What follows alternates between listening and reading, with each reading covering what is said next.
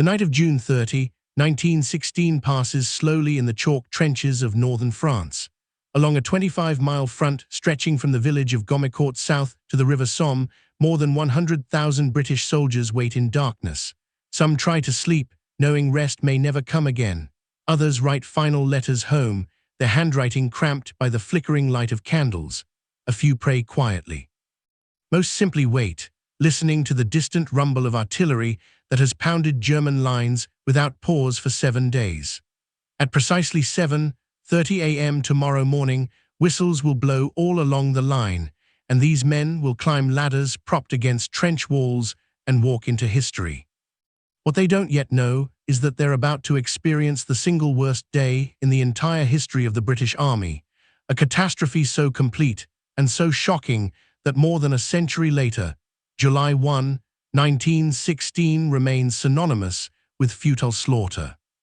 By mid-1916, the Great War had ground into bloody stalemate. Along the Western Front, two enormous armies faced each other from elaborate trench systems stretching from the English Channel to the Swiss border. Millions of men lived underground like moles, venturing above ground only to die in failed attacks that gained yards at the cost of thousands of lives. The year had begun with German forces launching a massive offensive at Verdun, deliberately designed to bleed France white through attrition. French commander Joseph Joffre desperately needed the British to relieve pressure on his embattled armies by launching their own offensive elsewhere. The location chosen was the Somme River Valley, selected primarily because it was where British and French forces met along the line, not because it offered any particular strategic advantage. Field Marshal Sir Douglas Haig, commander of the British Expeditionary Force, initially envisioned a joint Anglo-French operation.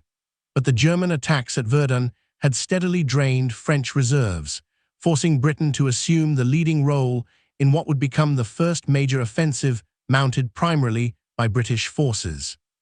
The responsibility fell to General Henry Rawlinson's Fourth Army, reinforced until it comprised 14 infantry divisions containing approximately 750,000 men. These weren't the professional soldiers of 1914, nearly all of whom lay dead in the cemeteries of Belgium. These were Kitchener's New Army, volunteers who had responded to recruitment posters in 1914 and 1915, trained through 1916, and now waited to prove themselves in their first major battle. Among these new formations were the Pals Battalions, units that represented perhaps the most poignant aspect of British military organization. Lord Kitchener had recognized that men would be more willing to enlist if they could serve alongside friends, neighbors, and workmates. The result was locally raised battalions drawn from specific towns, workplaces, or even sports clubs. The Accrington Pals came from the Lancashire mill town of Accrington. The Leeds Pals were raised from West Yorkshire. The Sheffield City Battalion recruited from Sheffield's factories and workshops. Grimsby raised the Grimsby Chums. Bradford formed two Pals Battalions.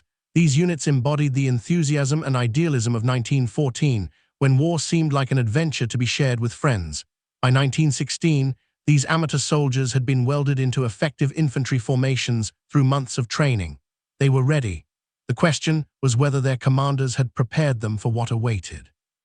Haig's plan rested on a simple assumption: overwhelming artillery bombardment would destroy German defenses so thoroughly that infantry could simply walk across no man's land and occupy abandoned trenches. The preliminary bombardment began on June 24, 1916, initially scheduled to last 5 days, but extended to 7 when poor weather delayed the infantry assault. British artillery deployed along the front numbered approximately 1,500 guns, ranging from light 18-pounder field guns to massive howitzers. Over the course of 7 days, these guns fired more than 1.5 million shells, more ammunition than Britain had expended during the entire first year of war. The constant thunder could be heard in London, 165 miles away. Observers watched in awe as entire sections of German trench systems disappeared beneath clouds of smoke and flying earth.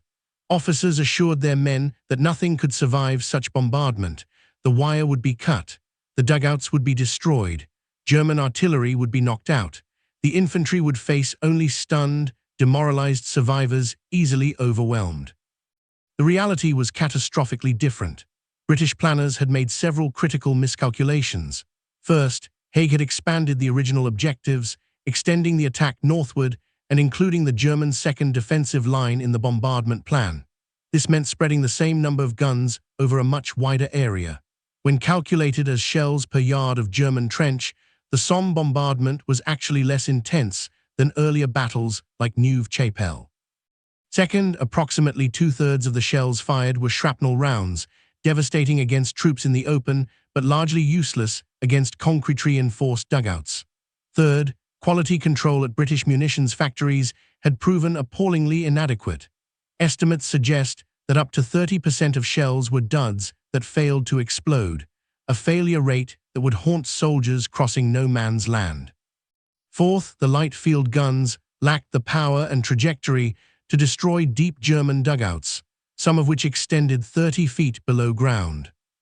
The German defenders had spent 2 years perfecting their defensive positions along the Somme. Their trench systems incorporated lessons learned from earlier battles, with multiple defensive lines, communication trenches, and most critically, deep concrete-reinforced dugouts immune to all but direct hits from the heaviest shells. These underground shelters featured multiple entrances, ventilation systems, and in some cases, electric lighting. Some could accommodate entire companies of soldiers. When the British bombardment began on June 24, German troops simply descended into these shelters and waited. They endured 7 days of continuous shellfire, emerging occasionally during lulls to repair damage and man observation posts, then retreating underground when the bombardment resumed. German machine gun crews knew their weapons were the key to stopping any infantry assault, and they protected their guns carefully, moving them into the deepest shelters during bombardment and preparing to rush them back to firing positions the moment the shelling ceased.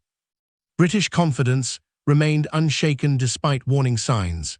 Reconnaissance patrols reported that German wire remained intact in many sectors, merely tangled rather than destroyed. Officers who ventured into no man's land during brief pauses in the bombardment returned with troubling reports of German trenches still clearly visible and apparently undamaged. But senior commanders dismissed these concerns. The plan called for the infantry to advance in successive waves across no man's land, maintaining formation and following a creeping barrage that would prevent Germans from manning their defenses. Some commanders, doubting whether inexperienced new army soldiers could execute complex tactics, ordered men to advance at a walk, maintaining rigid formations. Soldiers would carry heavy loads, rifles, bayonets, 170 rounds of ammunition, grenades, shovels, picks, wire cutters, sandbags, water bottles, and emergency rations. Some men bore burdens exceeding 60 pounds. They would advance slowly, deliberately, expecting to find only shattered trenches and defeated enemies.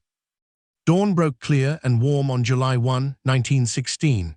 At 7:20 a.m., British engineers detonated the first of 17 massive mines planted beneath German positions. The largest, at Hawthorne Ridge near Beaumont Hamel, erupted 10 minutes early, creating a crater 130 feet across and 58 feet deep. The explosion served mainly to alert German troops that the assault was imminent. All along the front, German soldiers scrambled from their dugouts, racing to man their positions. Machine gun crews hauled their weapons up steep dugout stairs and positioned them at firing points carefully selected to create overlapping fields of fire across no man's land. Within minutes, hundreds of German machine guns were ready, their crews watching British trenches and waiting for the whistles to blow. At exactly 7:30 a.m., the British artillery bombardment lifted from the German front line and began moving deeper into German-held territory, following the planned creeping barrage. In British trenches, officers blew whistles and shouted orders. Soldiers began climbing ladders, emerging from underground darkness into bright summer sunlight. Along a front stretching more than 12 miles, thousands of men stepped out into no man's land and began walking toward the German trenches. For perhaps 30 seconds, an eerie quiet fell across portions of the battlefield. Then, the German machine guns opened fire. The slaughter was instantaneous and complete. German machine gunners, far from being stunned or demoralized, were fresh, alert, and positioned behind intact defenses. They had spent years training on their weapons and understood their business perfectly. The Maskenenguer 8, the standard German machine gun, fired 500 rounds per minute and could sustain fire almost indefinitely with proper barrel changes and ammunition supply. Each gun could sweep back and forth across a defined sector, and German crews had carefully marked key points in no man's land with range markers. As British infantry emerged from their trenches, German gunners simply aimed at pre-sighted positions and pulled triggers. At ranges of 200 to 400 yards, every burst found targets. Men fell in groups, entire platoons cut down before advancing 20 yards. The carefully maintained formations that looked so impressive on parade grounds proved perfect targets for machine gunners who couldn't miss even if they tried. In the northern sector, opposite the villages of Beaumont-Hamel, Serres, and Gomecourt, the attack collapsed within minutes. The terrain here favored defenders, with German positions on high ground overlooking British assembly areas. As successive waves of British infantry climbed from their trenches, German gunners methodically destroyed each wave before it could cross no man's land. The 1st Newfoundland Regiment attacked at Beaumont-Hamel at 9:15 a.m., 4 hours after some other units, ordered forward in a futile attempt to exploit success that didn't exist. Of 801 men who went over the top, 324 were killed and 386 wounded within 30 minutes. The regiment effectively ceased to exist as a fighting force. Today, every July 1, Newfoundland observes Memorial Day commemorating this sacrifice. The Pals Battalions suffered devastation that would scar their home communities for generations. At Serres, the Leeds Pals were hit in their assembly trenches by German artillery fire even before 0 hour. When they finally advanced, German machine guns from 3 directions created an impenetrable wall of fire. Within 10 minutes, half the battalion was dead or wounded. Private Arthur Pearson, one of the survivors, later wrote words that became famous. The name of Serres and the date of 1st July is engraved deep in our hearts, along with the faces of our pals. We were 2 years in the making and 10 minutes in the destroying. The Leeds Pals suffered 24 officers and 504 men as casualties, with 15 officers and 233 men killed. They were accompanied by the Accrington Pals, who attacked the same sector. Of approximately 700 Accrington men who advanced, 235 were killed and 350 wounded within 20 minutes. The Sheffield City Battalion lost nearly 500 men. The Bradford Pals lost 1,770 out of 2,000 men in the first hour. The 10th Battalion West Yorkshire Regiment suffered such catastrophic losses that every man who survived the day later received a gallantry medal. Only 125 men were still standing when evening came. At La Baisselle, British forces detonated 2 enormous mines beneath German positions, creating the Lochniger crater that remains visible today. But the mines, like the preliminary bombardment, failed to suppress German defenses. The 34th Division attacked directly into a killing ground where German machine gunners had perfect fields of fire. The division suffered more than 6,000 casualties, the highest loss of any British division on July 1. At Thiepval, German positions built around a fortified chateau dominated the landscape. Wave after wave of British infantry advanced toward these positions and were cut down in windrows. The German defenders, far from being overwhelmed, fought with skill and determination, calling down their own artillery on British positions and launching localized counterattacks that drove back any units that managed to penetrate their lines. German defenders watched the carnage with varying emotions. Some felt horror at the mechanical slaughter, even as they continued firing. Others felt grim satisfaction at defeating an attack that had seemed so threatening. Machine gunners fired until their barrels glowed red-hot, pausing only to change barrels or reload. Artillery observers directed fire onto British assembly trenches, preventing reinforcements from reaching units that had gained any foothold in German positions. The German defensive system worked exactly as designed. Deep dugouts had protected defenders during the preliminary bombardment. Multiple defensive positions allowed troops to fall back to secondary lines if front trenches were lost. Telephone lines buried deep underground maintained communications between forward observers and artillery batteries. Ammunition supplies proved adequate despite the bombardment. The Germans had built a defensive system capable of defeating frontal assault, and on July 1 it passed its test with devastating efficiency. Yet the attack was not uniformly catastrophic. In the southern sector, where British forces joined French troops attacking south of the Somme, the assault achieved substantial success. The XIII Corps, attacking Montauban with the 18th and 30th Divisions, captured all objectives by mid-afternoon. Several factors contributed to this success. German defenses in this sector were less developed, with shallower trenches and fewer deep dugouts. The positions were visible from higher ground, held by British and French forces, allowing more effective artillery targeting. French heavy artillery supported the British right flank, and French accuracy proved superior to British bombardment. Most significantly, German artillery had largely been suppressed in this sector, and machine gun positions had been destroyed during the preliminary bombardment. The 18th and 30th Divisions advanced behind a well-executed creeping barrage, using more flexible tactics than divisions to the north.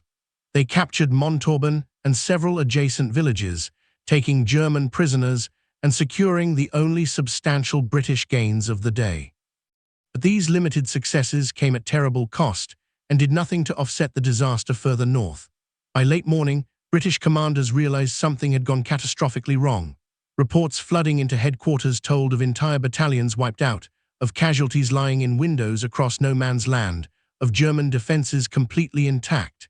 Haig, at his headquarters well behind the lines, initially received optimistic reports that bore little resemblance to reality. As the day progressed and more accurate information arrived, the scale of the catastrophe became undeniable. Yet the attacks continued. Throughout the afternoon, fresh battalions were ordered forward in futile attempts to exploit success that existed only in commanders' imaginations or to recover positions that had never been captured. Wounded men lay in no man's land throughout the day, many dying from wounds that might have been survivable with prompt treatment. Some lay there for days. The fortunate ones made it back to British lines during darkness. Others were captured by Germans who ventured into no man's land to collect their own wounded and found British soldiers still alive. As darkness fell on July 1, the butcher's bill began to be totaled. The final casualty count reached 57,470 British soldiers, of whom 19,240 had been killed. Another 35,493 were wounded, 2,152 were missing, and 585 had been captured. These figures represented casualties from a single day, sustained over the course of 12 hours, making July 1, 1916 the deadliest single day in British military history. To put these losses in perspective, British casualties on July 1 exceeded those suffered during the entire Crimean War, the Boer War, or the Korean War. They approached the total British combat deaths during the entire Falklands War. The casualties included 993 officers killed and another 1,337 wounded, a devastating blow to the Army's leadership. Some battalions had ceased to exist as effective fighting units. Others had been reduced to handfuls of survivors. The impact on British communities proved profound and lasting. The Pals Battalions concept, so successful at recruitment, revealed its fatal flaw. When a battalion drawn from a single town suffered catastrophic casualties, that entire community lost a generation of young men in a single day. In Accrington, the news that the Pals had been wiped out spread through the town like wildfire. Percy Holmes, brother of one of the Pals, remembered, "I remember when the news came through to Accrington that the Pals had been wiped out. There was hardly a street that hadn't lost somebody. It was a tragedy that struck the whole town." The Accrington Observer and Times initially printed optimistic accounts of success, but within days, its pages filled with photographs and names of the dead and wounded. Similar scenes played out across Britain. In Leeds, Sheffield, Bradford, and dozens of other communities, telegrams arrived announcing deaths and missing men. Churches held memorial services. Families displayed black wreaths. Entire neighborhoods mourned collectively. The strategic failure was equally complete. Haig had expected to achieve a breakthrough that would allow cavalry to exploit deep into German rear areas. Instead, British forces had gained perhaps a mile of ground in the southern sector and nothing whatsoever in the north. The villages of Sayre, Beaumont-Hamel, and Thiepval, primary objectives for the first day, remained firmly in German hands. They would not fall until months later, and Sayre would not be captured until February 1917, when German forces voluntarily withdrew to the Hindenburg Line. The artillery bombardment that was supposed to destroy German defenses had merely alerted them to the coming attack, giving them days to prepare. The infantry tactics that emphasized maintaining formation and advancing at a steady pace had sent men to their deaths with mechanical efficiency. The assumption that inexperienced soldiers needed simple, rigid tactics had proven disastrously wrong. German casualties on July 1 totaled between 10,000 and 12,000 men, serious losses, but a fraction of British casualties. The exchange rate was utterly unsustainable. At this rate, the British Army would be destroyed long before German defenses collapsed. German commanders recognized that they had won a tremendous defensive victory, though they also understood that British capabilities would improve and that the battle was far from over. Indeed, Haig ordered the offensive to continue, and the Battle of the Somme would rage until November 18, consuming hundreds of thousands more casualties on both sides. By the time winter forced an end to operations, British casualties totaled approximately 420,000, French losses exceeded 200,000, and German casualties ranged between 400,000 and 600,000, depending on how one counts. The battle achieved no strategic breakthrough, advanced the front line a maximum of 7 miles, and left both sides exhausted. The long-term implications of July 1, 1916 extended far beyond casualty statistics. The Pals Battalions were effectively disbanded as a concept. Surviving units received replacements from diverse sources, ending their local character. Military authorities recognized that concentrating men from single communities created unacceptable risks to morale and social cohesion when casualties struck. Future recruitment would distribute men more evenly across units. The British Army absorbed hard lessons about artillery tactics, infantry assault methods, and combined arms coordination. These lessons would eventually transform British military effectiveness, but they were learned at terrible cost. Culturally, the Somme left an indelible mark on British consciousness. The battle came to symbolize the futility and horror of the Great War. Poets like Siegfried Sassoon and Wilfred Owen, who served on the Western Front, gave voice to disillusionment with commanders who seemed callous about casualties and with civilians who failed to comprehend the war's reality.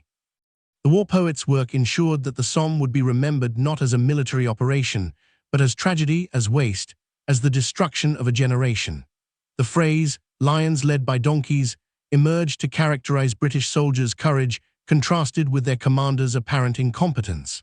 While this characterization oversimplifies a complex military situation, it reflects genuine anger at a plan that sent men to their deaths with such terrible results. Today, the Somme battlefield is a landscape of memory.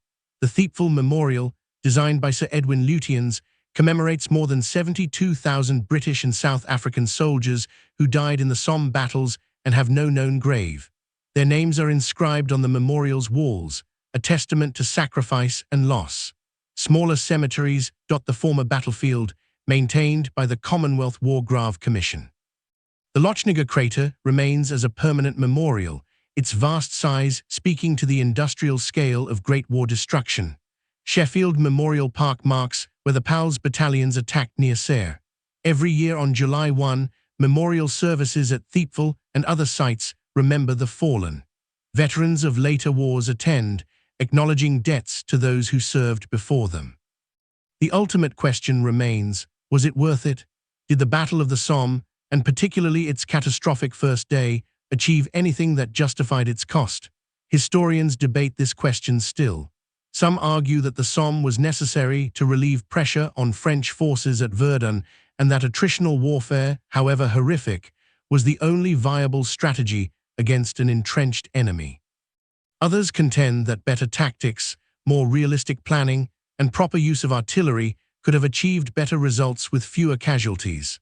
What seems undeniable is that July 1, 1916 represents a pivotal moment when British society confronted the true nature of modern industrial warfare and found it more terrible than anyone had imagined.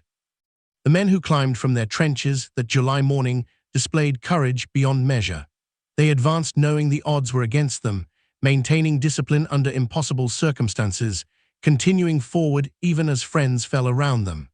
Their sacrifice deserves remembrance not because it achieved military objectives, but because it revealed something essential about human nature under extreme duress.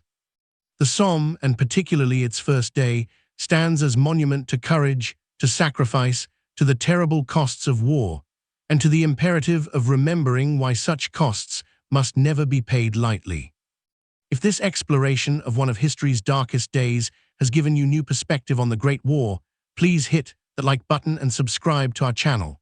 We're committed to telling these stories with the depth and respect they deserve, ensuring that sacrifices made more than a century ago are never forgotten. What other battles from the First World War should we examine? Let us know in the comments. Until next time, remember those who gave everything so that we might live in freedom.